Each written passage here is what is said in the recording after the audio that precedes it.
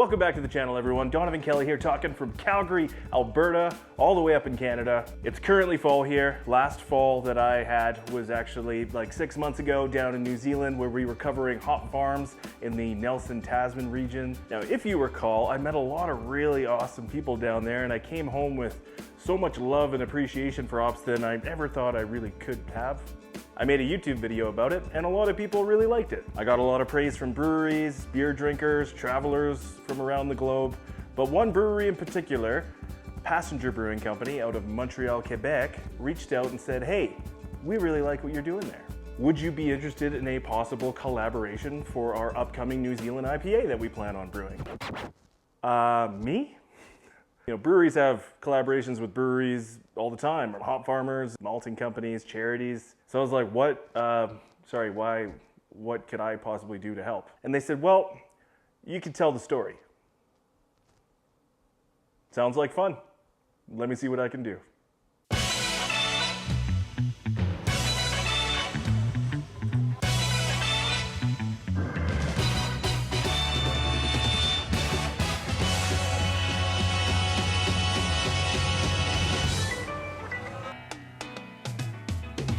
New Zealand hops might only have 1% of the global market share, but they have a really amazing reputation. It's very clear when so many of the top brewers around the world are making a special trip down there in February to tour the hop farms and spend the time to pick out exactly what they want to put in their beer. And we're talking some of the best breweries in the world. I'm looking at you guys, Russian River. I can't believe I missed you. I was like probably 4 hours away from having a beer with one of you guys, so.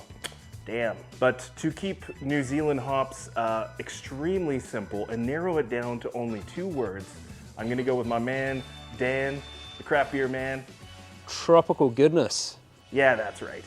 You know, for me, I got to spend a lot of time with quite a few really awesome hop growers. Everyone I met was really nice, and I do think I got lucky because not all of them down there are as nice, so I hear. But I probably had the most amount of interactions with Brent from Mac Hop. Saw him probably 4 or 5 times throughout the hop season, so I just sent him a message first. And I was like, hey man, this is kind of what's going on. We got a little collaboration here. Is there anything about this that makes you remotely interested whatsoever? So sorry to bug you. Hope you're having a great winter. He just said, oh yeah, give me a call. Like, just get me on the phone. Let's do this. New Zealand hop beer. So what are you guys planning on using in this beer? Nelson Sauvin and Motueka. Yeah, nice. But just gonna double dry hop for both of those, so. Yeah, okay. Good as. Just don't over-dominate it with the Nelson, because the Motueka is still gonna make it quite sessionable as well, and hopefully bring through some of that citrus-y kind of side of the Motueka. What excites me about our hops is because it's different, and no one else can produce that kind of feel. So when brewers are putting together a full-bodied beer, they tend to use American and New Zealand hops together. Even what you were touching on there, Brent, of that craving going back for another one, that's what I always, like, Motueka, it's not something that I saw massively available on the market, especially as Megan said here, but what I always found when I drank Nelson Sauvin beers in New Zealand was you still got that kind of white wine flavor at the end of your palate, where you were like, oh, I'm craving another kind of bit of that juiciness from the Motueka, and then you're clearing the palate with the white wine flavor, the resin of the Nelson Sauvin. And you bring your public along with you, your drinking public, and it becomes a story that they go back to the table and they sell to their friends. And every time you go into a pub in the States and you ask, you know, how the New Zealand hop beers flowing through, and they said that they're flying. So we know that our hops are a bit more expensive. Well, they have to be, because we're in the asshole of the world. Right. So we do live in a lovely country, though. I can't complain. Yeah, I was going to say it might be located the arsehole of the earth, but it definitely doesn't look like the arsehole of the earth. It's a P1 then, isn't it, Colin? A very pretty one.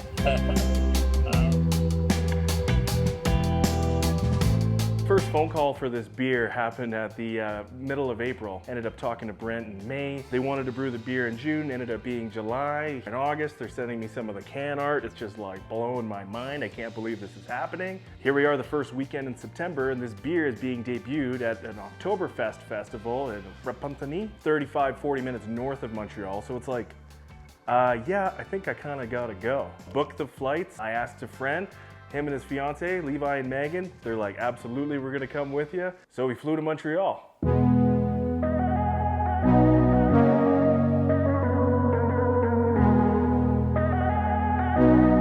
There he is. Hey. I wouldn't have eaten the sandwich already. Oh God. All right, we're here, we're at the Airbnb. I'm not gonna lie, I haven't vlogged in a little while, so I'm a little rusty. Oh, and super dark, there we go.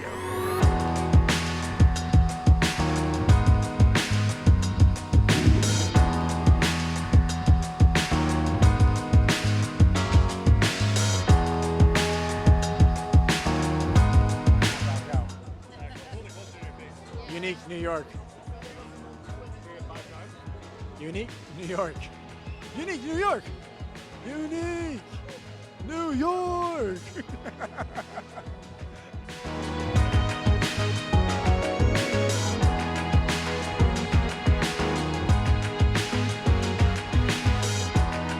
It's one of the oldest cities in Canada, so we had a few places that we wanted to see, but other than that, it was super chill. We just kind of walked around, enjoyed some of the areas. But the first 2 days were absolutely gorgeous. By the time Saturday night came around to go to the beer festival, just pouring rain.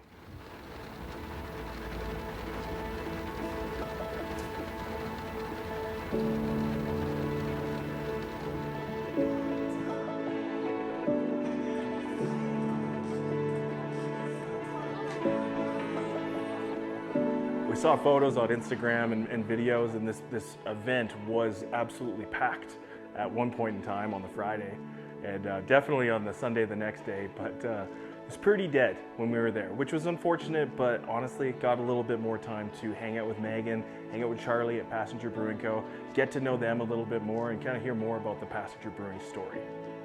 Comment Passenger a commencé, c'est qu'on était, c'est vraiment par pure passion. On aime ça la bière, on aime ça essayer plein de nouvelles saveurs, plein de choses un petit peu spéciales, différentes, créatives. On était assises ensemble dans une microbrasserie à Montréal, puis Megan a commencé à me parler de plein d'idées qu'elle avait. Si moi j'avais une microbrasserie, je ferais ça, tout ça. Puis j'ai dit, c'est un bon pitch, c'est une bonne idée, vas-y, on le fait, pourquoi pas.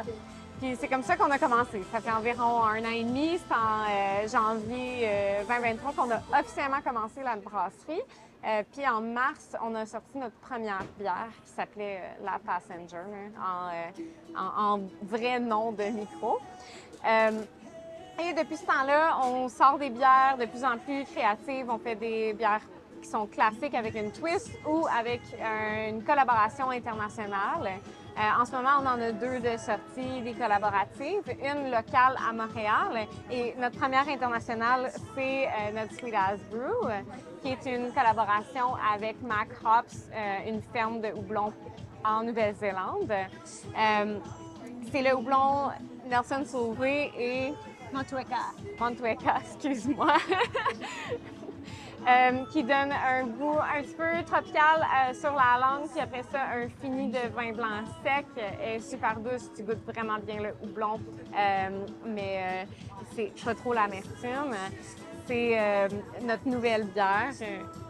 Puis, on est très fiers. On est très fiers de la sortir et on veut continuer avec les collaborations internationales aussi. On adore l'inspiration de partout. C'est une des raisons pourquoi on a parti ça. Parce que c'est pas trop accessible d'importer différentes bières. Fait qu'on apporte ça au local, on essaie de tirer des inspirations puis d'essayer quelque chose de différent. Nice and hoppy, double dry hopped, really good. Sorry to be awkward, but I gotta do this. Oh.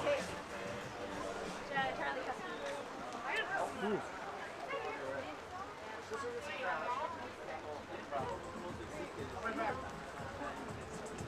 That's delicious. It's amazing. Yeah. Ooh. God damn. That white wine character out of the Nelson Sauvin is so present.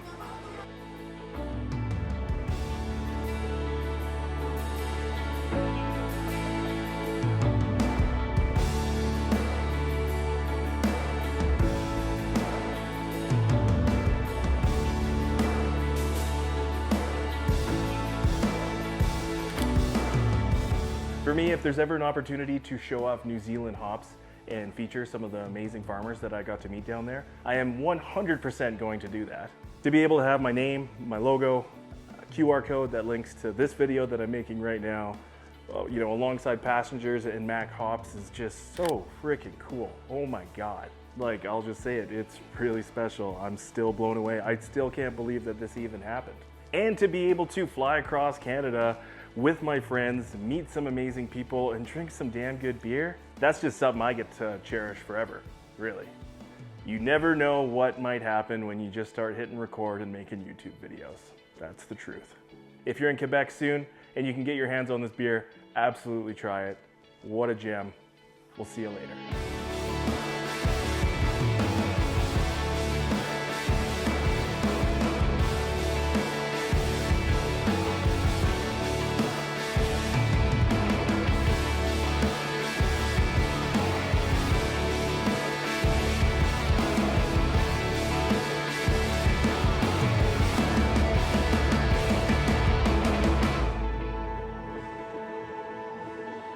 Safely let Brent know that we're here drinking it and it is not a crappy beer whatsoever.